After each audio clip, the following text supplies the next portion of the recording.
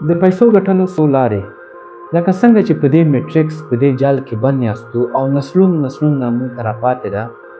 اول 12 کاله مکتب ویل، هغه نه بعد بیا پوهنتون ویل، بیا به هغه نه بعد ماستري دکترا، چې تر څو تاسو وکولی شئ وظیفه ولرئ او یو ښه ژوند ولرئ. نو په دې دومره ټایم کې څومره وخت ستاسو ضایع شو، څومره عمرونه ستاسو ضایع شول. او هغه نه بعد هم که چېرته تاسو جاب یا وظیفه ولرئ، نو په هغه جاب په هغه وظیفه باندې تاسو نشئ کولی چې خپل د کور ضرورتونه په صحیح شکل کې یا حتی د خپل ځان ضرورتونه په صحیح شکل کې پوره کړی شئ. نو انټرنیټ په دنیا کې ډېر غټ تغییر راوستو. که چیرې غواړئ دې مټریکس دې جال نه وځئ، تاسو لپاره ضرور نه ده چې 14 کاله ضایع کړئ.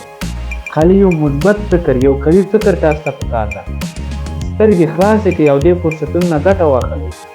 انټرنیټ ټوله دنیا تغییر کړله، ډېر خلک یې میلیونران کړل، خو هغه خلک چې صحیح فکر یې لرلو، مثبت اندیش وو او د وخت نه یې ښه ګټه واخیستله او یو ډیجیټلي مهارت یې زده کړو.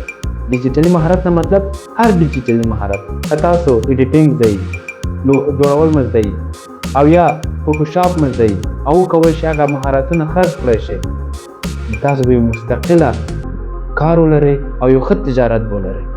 نو که چیرې غواړئ خپل ذهنیت ته تغییر ورکړئ او یو ډیجیټلي مهارت زده کړئ، افغان سټارټاپ سره یو ځای شئ او دغه کاروباري سفر